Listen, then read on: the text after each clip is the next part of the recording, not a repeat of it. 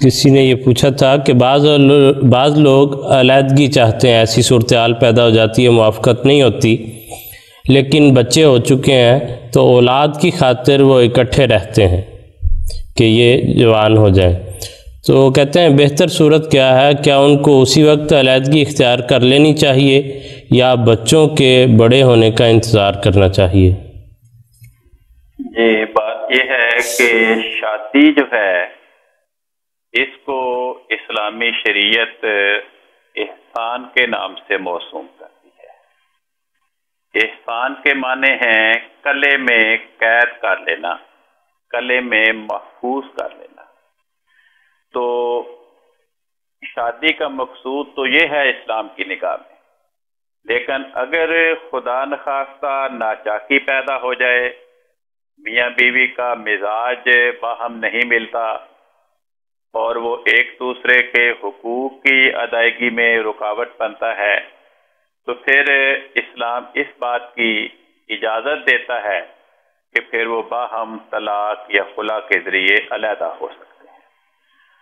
اور باوجود کہ اسلامی شریعت نے میاں بیوی کی اس طرح قانونی علیحدگی کو طلاق یا خلا کی صورت میں جائز تو قرار دیا ہے، مگر ایسا جائز امر قرار دیا ہے جو خدا تعالیٰ کو پسند نہیں ہے۔ اس لیے میاں بیوی کو کوشش کرنی چاہیے کہ باہم ان کی علیحدگی نہ ہو، گھر بسا رہے۔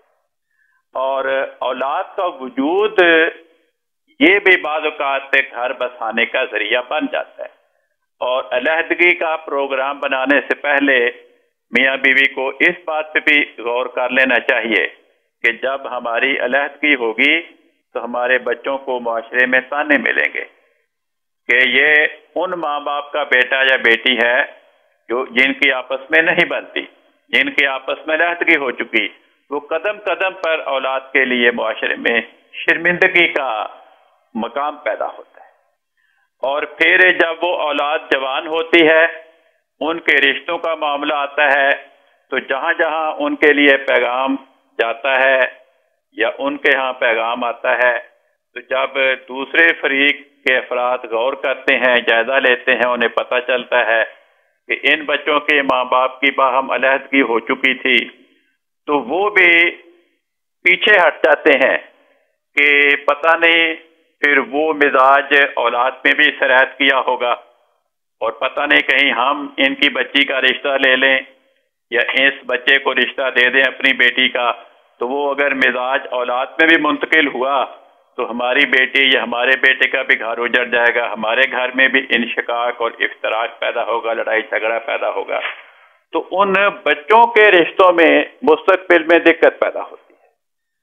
تو ان چیزوں کو دیکھتے ہوئے میاں بیوی کو باہم نبھا کرنے کی کوشش کرنی ہے۔ حضرت مسیح موعود علیہ السلام فرماتے ہیں خامدوں کو نصیحت کرتے ہوئے، آپ فرماتے ہیں فحشاء کے سوا بیوی کی ہر بات برداشت کرنی چاہیے۔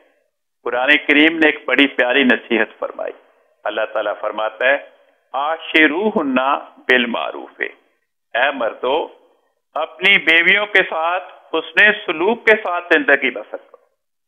فَإِن كَرِهْتُمُوهُنَّ، اگر تمہیں کسی سبب سے، کسی بھی وجہ سے اپنی بیوی ناپسند ہو، تو فرمایا فَعَسَىٰ أَن تَكْرَهُوا شَيْئًا، عین ممکن ہے کہ تم کسی بات کو ناپسند کرو اور اللہ تعالیٰ نے اس بات میں بہت بڑی خیر کا سامان ودیعت فرمایا ہو۔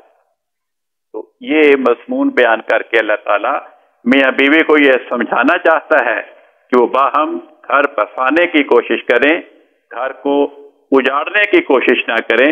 اس کے نتیجے میں ان کی زندگی بھی تلخیوں کا شکار ہوگی، ان کی اولاد بھی اب معاشرے میں شرم و ندامت اور تلخیوں کا شکار ہوگی۔ جی ٹھیک ہے، کل صاحب بہت شکریہ، جزاکم اللہ، احسن الجزا۔